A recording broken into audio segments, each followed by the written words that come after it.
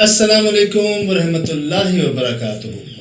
یقیناً جی آپ تمام لوگ خیر خیریت سے ٹھیک ٹھاک اچھے ہوں گے، آپ کی دعاؤں سے، بے شک اس پاک صاحب کی کرم سے یہاں سب جگہ سب خیریت ہے، الحمدللہ رب العالمین۔ یہ واقعہ ہمیں بھیجا ہے جی رحیم یار خان سے، ہمارے پنجاب کا، لیکن جنہوں نے بھیجا وہ اس وقت دبئی میں ہے، سمراز جٹ نام ہے آپ کا، اور وہ بتا رہے ہیں کہ جی ہمارے جب ہم وہاں تھے رحیم یار خان میں تو ہمارے پڑوس کے گھر کا یہ واقعہ ہے جہاں کئی بار اولاد ہوئی لیکن وہ پیدا ہوتے ہی اللہ کو پیاری ہو جاتی ہے۔ کئی بار ایسا ہوا۔ ایک رات پھر جو ان کے سامنے کی بات ہے کہ دوبارہ سے امید ہوئی، گئے ہسپتال، رات 4 بجے خبر آئی کہ بچی پیدا ہوئی ہے، لیکن وہ بھی پیدا ہوتے ہی اللہ کو پیاری ہو گئی ہے۔ اب جو عجیب بات ہے وہ یہ کہ اس بچی کی آنکھ سے خون نکل رہا ہے، اس کی آنکھوں سے مرنے کے بعد اچھا، اور ایسے نکل رہا ہے جیسے وہ چیز ایکٹیو ہے اور ایک ہی جگہوں سے بس نکلی جا رہا ہے۔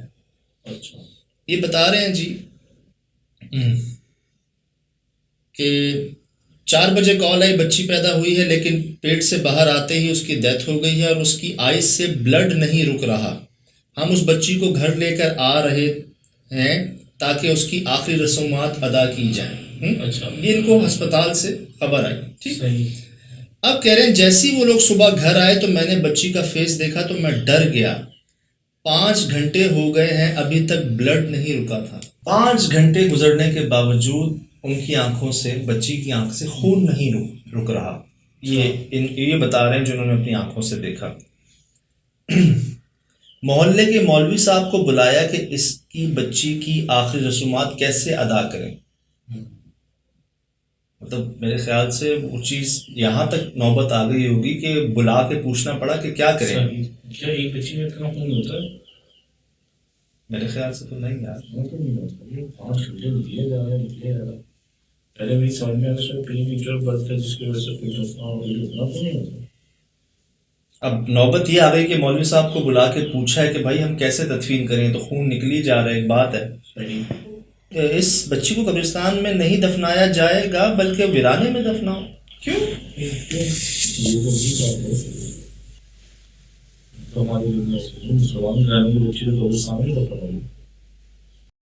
بڑی عجیب سی بات ہے ویسے، لیکن سنا پہلی بار ہے ایسا کہ قبرستان میں نہیں دفناؤ، اس کو ویرانے میں دفناؤ۔ یہ انہوں نے بھیجا ہے جی، آگے سنتے ہیں، دیکھتے ہیں۔ حالانکہ عجیب سی بات ہے بہت۔ صحیح۔ میں سن کے بہت پریشان ہوا۔ ہم لوگوں نے کفن لیا، بچی کو اس میں لپیٹ کر ہمارے گھر کے سامنے ایک ریت کا ٹیلا تھا اس کے نیچے دفنا دیا۔ تصویریں بھیجی ہیں انہوں نے، وہ تمام ٹیلے کی تصویریں انہوں نے بھیجی ہیں۔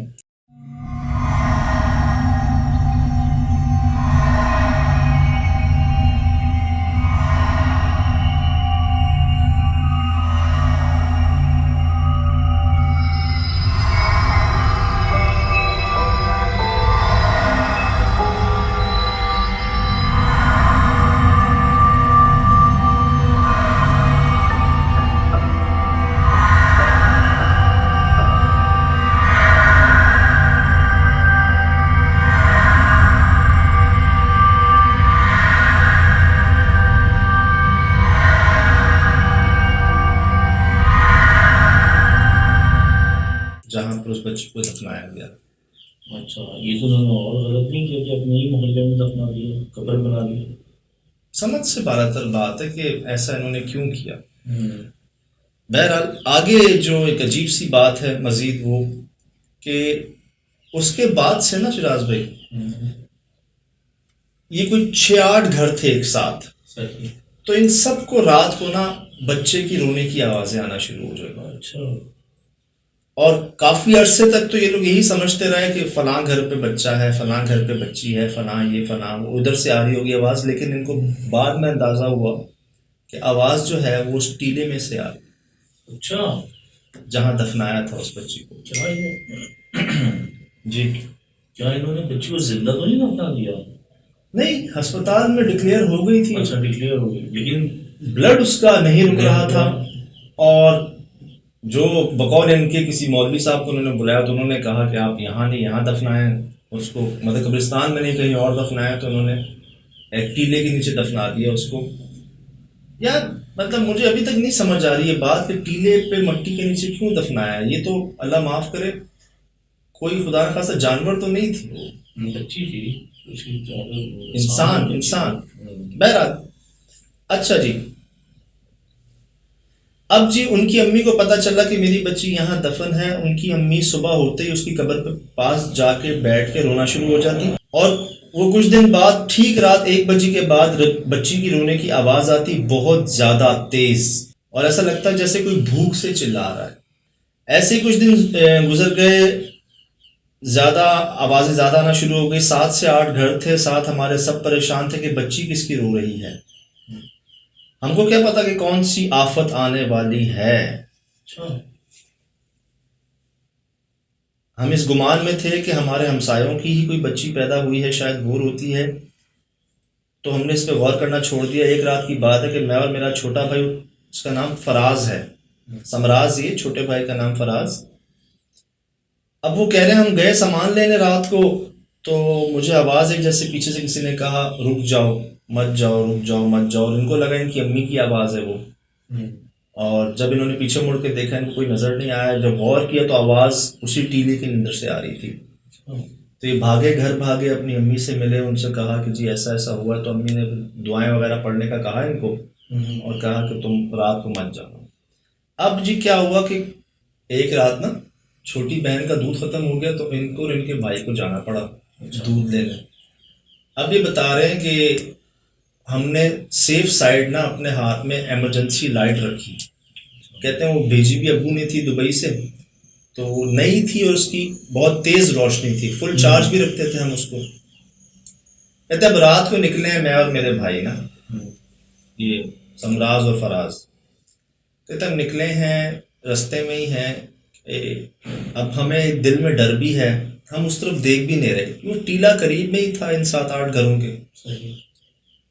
کہہ رہے یار وہاں ہم قریب جیسے ہی پہنچے ہیں نا، ہمیں ایسی آواز آئی جیسے کوئی جانور ہمارے بہت قریب غرا رہا ہے، جیسے کوئی جانور حملہ کرنے والا ہوتا ہے نا آپ پہ، بھیڑیا، کتا، ایک غرانے کی آواز ہوتی ہے پہلے اس کے اٹیک کرنے سے پہلے. کہہ رہے یار وہاں ہم قریب جیسے ہی پہنچے ہیں نا، ہمیں ایسی آواز آئی جیسے کوئی جانور ہمارے بہت قریب غرا رہا ہے، جیسے کوئی جانور حملہ کرنے والا ہوتا ہے نا آپ پہ، بھیڑیا، کتا، ایک غرانے کی آواز ہوتی ہے پہلے اس کے اٹیک کرنے سے پہلے.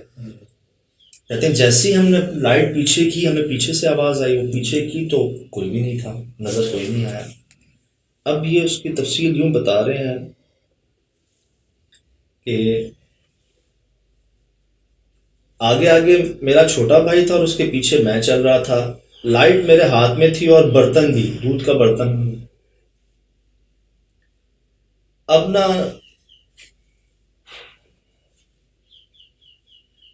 پھر ایک قدم آگے اٹھا تو ایسا لگا پھر کوئی میرے پیچھے چل رہا ہے. ان کو ساتھ ساتھ لگا کہ وہ چل رہا ہے. اب کیا ہوا کہ میں سمجھا کہ کوئی ڈاگ ہے، میرے پر سے پھر سے چلنا شروع کر دیا. میری لائٹ آن اور بند ہونا شروع ہو گئی، جو فل چارج تھی یعنی کہ ایمرجنسی لائٹ، وہ بند اور کھلنا شروع ہو گئی. کہا کہ کیا ہو گیا اس کو، سارا دن تو چارج کی ہے. پر ایک دم سے اب یہ بتا رہے ہیں کہ میں نے پیچھے کر کے لائٹ جب دیکھی تھی نا، تب تو کوئی ہمیں نظر نہیں آیا. پھر آگے آگے میرا بھائی، پیچھے میں. سچویشن یہ تھی ایک ہاتھ میں لائٹ، ایک ہاتھ میں دودھ کا برتن تھا. یہ جا رہے تھے، ان کو لگا پیچھے کوئی ان کے ساتھ ساتھ چل رہا ہے. اور دوبارہ جب انہوں نے پیچھے مڑ کے دیکھا نا، تو کہتے ہیں آپ یقین نہیں کریں گے، میں نے پیچھے مڑ کے دیکھا تو سجاد بھائی بلیو نہیں کرو گے، اس کی آئیز میں آگ اور ریڈ تھی، اس کا دانت اس کے منہ سے باہر تھا. اچھا، اس کے بال بہت لمبے تھے، پورے چہرے پہ بال تھے. میں نے جیسے اس کو دیکھا، میں نے لائٹ اس کی طرف زور سے ماری اور بھاگنا شروع کر دیا. پیچھے مڑ کے نہیں دیکھا میں نے. جیسے گھر پہنچا مجھ کو بخار تھا بہت تیز، اور لائٹ اسی قبر کے اوپر پڑی ہوئی ملی. گھر والوں کو جب مولوی صاحب کو بلایا گیا. اب یاد بہت ایک سٹرینج واقعہ آنے والا ہے سامنے, ابھی بھی اس کے بعد بھی 3-4 بڑے واقعات. جی اس کے بعد بھی, اور لوکیشن بھی بھیجی ہے انہوں نے, ایڈریس بھی بتایا آپ کو کہاں کا یہ واقعہ ہے. اب جو میں سمجھ رہا ہوں, انہوں نے تو شارٹ کر کے لکھا ہے, میں تھوڑا سا تفصیل سے بتاتا ہوں آپ کو کہ یہ واقعہ جب ہوا, یہ بھاگے گھر پہنچے, انہوں نے پورا واقعہ بیان کیا. جو پہلے جن کے ساتھ اس جگہ پہ واقعات ہو چکے تھے 7-8 گھر سارے پریشان تھے. اب جب یہ سارے گئے ہوں گے تو ان کو ٹھیک اسی قبر کے اوپر ہی وہ لائٹ ملی, صحیح اسی جگہ پہ. اب بلا لیا انہوں نے دوبارہ مولوی صاحبان کو, صحیح, سب نے مل کے کہ یہ ماجرا ہے کیا, یہ مسئلہ ہے کیا. صحیح. ایک کے ساتھ نہیں, 2 کے ساتھ, سب کے ساتھ, اور 1 سے زائد بار. تو اب نوبت آ گئی کہ جی کچھ کیا جائے. یہاں جی جب مولوی صاحب کو بلایا گیا تو قبر کی کھدائی ہوئی تو بچی کے منہ میں کفن کا ٹکڑا تھا. بچی نے آدھا کفن کھایا ہوا تھا. کیسے مر چکی تھی, اس کو تو بہت ڈکلیئر کچھ اور ہی کی اسے. جو میرا دماغ سوچ رہا ہے یہ وہی نام کا ہے کیا, شیطانی روح. بچی کوئی شیطانی عمل کر کے پیدائش کا عمل کیا گیا ہے جس میں انسان کا بچہ پیدا نہیں ہوا, شیطان کا بچہ پیدا ہوا تھا, جس کی وجہ سے ساری طاقتیں موجود ہیں, اس کی وجہ موجود ہے. کیونکہ اولاد نہیں ہو رہی تھی تو اس کے لیے کسی چیز کی مدد لی گئی ہے یار غیر فطری تھی. اللہ علم کیا ہے کہ کیا عمل کیا گیا جو اس میں ایسی, کیونکہ ہر چیز انہونی ہے, انوکھی ہے. آگے سناؤ کچھ اور, ابھی بھی باقی ہے.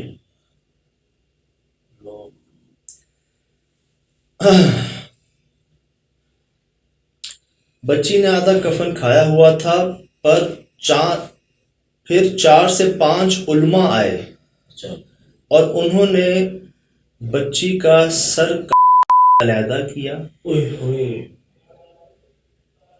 اور کہیں دور منتقل کر دیا.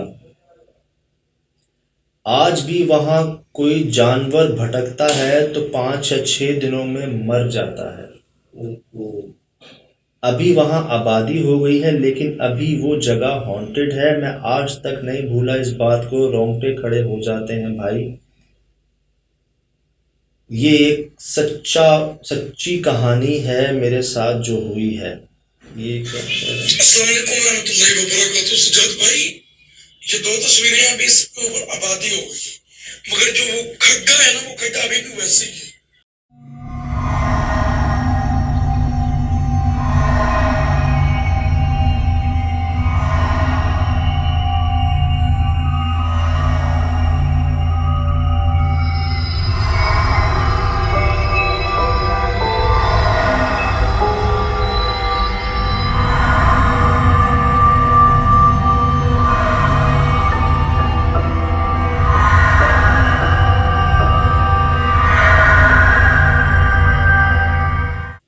بہت خوفناک واقعہ ہے. کچھ یہی ہے کہ بچی کے روپ میں اگر آپ کو ایسا لگ رہا ہے نا کہ انہوں نے رب کے معاملات میں مداخلت کر کے ایسی کوئی خواہش پوری کرنی چاہیے ہے اپنی, دخل اندازی کر کے جادو کے ذریعے یا کوئی شیطانی طاقت یا کوئی شیطانی عمل کر کے کچھ طرح کی کوشش کی ہے, تو ایسا ہم نے کوہ چلتن کی جو کہانی ہے, واقعہ ہے بلوچستان کا, 40 بچوں کی جو واقعہ ہے, اس کی پیچھے بھی یہی بات ہے کہ انہوں نے بھی زبردستی اولاد لینا چاہی. اور میں رب کے کام میں مداخلت کو کیوں لفظ کو استعمال کر رہا ہوں, کیونکہ ترکی میں کہا جاتا ہے کہ اگر آپ جادو کرتے ہیں تو رب کے کام میں مداخلت کرتے ہیں.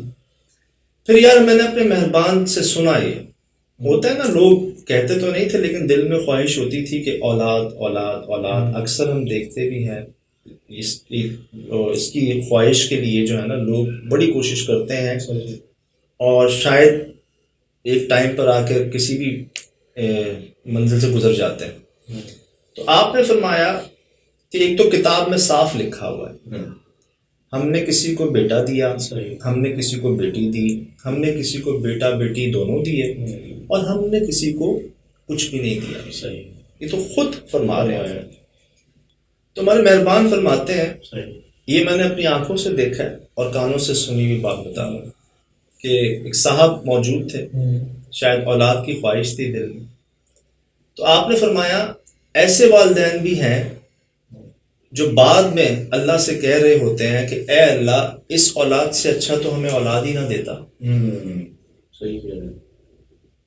یہ بھی ایک الگ ہی مسئلہ ہے بھائی جان, نوٹ کیجیے گا. جو جو مانگ رہے ہوتے ہیں نا اس طرح سے زبردستی زور لگا کے, خدا نہ خواستہ کسی بھی سچویشن کو کراس کر کے, بعد میں وہ ایسا بھی کہہ رہے ہوتے ہیں اے اللہ اس سے اچھا تو ہمیں اولاد ہی نہ دیتا,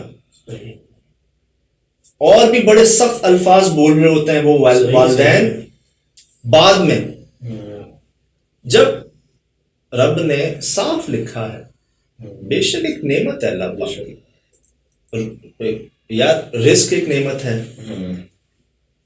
مال بھی ایک نعمت ہے, اولاد بھی ایک نعمت ہے, والدین, ہر تمام دنیا میں جو بھی تمام نعمتیں اور وہ جب اس کے متعلق صاف فرما رہے ہیں, اللہ پاک خود کہہ رہے ہیں کہ جی ہم نے کسی کو دیا ہے, کسی کو نہیں دیا, کسی کو دونوں دیے, کسی کو کچھ بھی نہیں دیا. تو وہ یہ ادھر ہے نا, آنے والے کو روک نہیں سکتے اور نہ آنے والے کو لا نہیں سکتے. یہ ہمیں لگتا ہے ایسا کہ انہوں نے کوئی نیگیٹو عمل کر کے کوئی ایسی کوشش کی ہے, کیونکہ ایسا ہوتا نہیں. اور بہت ہی عجیب واقعہ ہے یہ. سب سے پہلی بات کہ قبرستان میں نہ دفنا کے ٹیلے پہ بچی کو دفنانا, الگ دفنانا, مطلب شاید وہ سمجھتے ہوں گے کہ یہ کچھ نارمل چیز نہیں ہے, نارمل بات نہیں ہے. علم تھا, انہوں نے بتایا نہیں, ہو سکتا ہے ان کا علم تھا کہ انہوں نے کہا کہ اس کو قبرستان میں نہ دفنائیں آپ, کیونکہ وہاں سے لوگ گزریں گے, لوگ آئیں گے. اب مجھے سمجھ میں آ رہا ہے انہوں نے کیوں منع کیا. جب یہ شیطانی چیز تھی یا کوئی چیز کے ساتھ تھی تو وہاں پہ وہ لوگوں بس انداز ہو. جب دیکھا محلے میں سے گزرنا شروع ہوئے, اصل انداز میں نہیں. تو گھر کے پاس ٹیلے پہ کیوں دفنایا؟ ان کا ذاتی فیصلہ تھا نا, یہ سمجھ نہیں سکے نا اس بات کو. ان کو چاہیے تھا کہ ان کی بات کو مکمل عمل. پھر یار وہ جو بعد میں اللہ معاف کرے, کیا اس بعد میں مطلب اللہ معاف کرے اس بچی کا کہیں اور دفنایا اس کو, اور جسم کہیں اور دفنایا, اور آج بھی کوئی جانور نہیں بچتا وہاں پہ بقول ان کے. مطلب مجھے ایسا لگتا ہے جو 5-6 لوگ جمع ہوئے ہیں جو علم رکھتے ہیں, وہ شاید اسی چیز کو, ایک نیگیٹیوٹی کو انہوں نے کسی طرح ختم کرنے کی کوشش کی ہے. ویسے ہی وہ زندہ تو تھی نہیں, اور وہ اس طرح سے اب ظاہر اور حملہ آور ہونا شروع ہو رہی تھی. ایک مجھے تو ایسا لگتا ہے اس کے پیچھے باقاعدہ شراز بھائی وہ نہیں یار بات کہ آپ کی نسلیں بھگتتی ہیں, جادو کرنے والے, چلا کشی کرنے, نیگیٹو پوائنٹ آف ویو سے آپ کی نسلیں بھگتتی ہیں. اب وہ کیا بتا رہے ہیں کہ ہوتی نہیں تھی اولاد, ہوتی تھی اور وہ مردہ ہوتی تھی, اور اس کے بعد جب ہوئی ہیں تو ایسی ہوئی ہیں کہ ان کی آنکھوں میں سے خون ہی نہیں رک رہا. ہمارے بڑے پیارے دوست ہیں جی, ایک بڑے پیارے دوست ہیں, آج بھی ہیں, ان سے ملاقات بھی ہونی ہے ہماری جلد, بات سے رابطہ بھی رہتا ہے. کہتا سجاد میری شادی کو 7 سال گزر گئے, اولاد نہیں ہوئی. 7 سال گزر گئے, اولاد نہیں ہوئی. تیری بھابھی میری وائف مجھے کہتی ہے آپ دوسری شادی کر لیں. وہ کہتی ان سے کہ آپ دوسری شادی کر لیں. ماشاء اللہ خاندان بڑا وڈیرے, اس میں تو ہوتا ہے نا اولاد کی بڑی. اب یہ محبت کی شادی تھی, انہوں نے کہا نہیں کوئی بات نہیں. بیوی کہہ رہی ہے شوہر سے اولاد نہیں ہو رہی, کیا پتہ مجھ میں کوئی کمی ہے, آپ دوسری شادی کر لیں.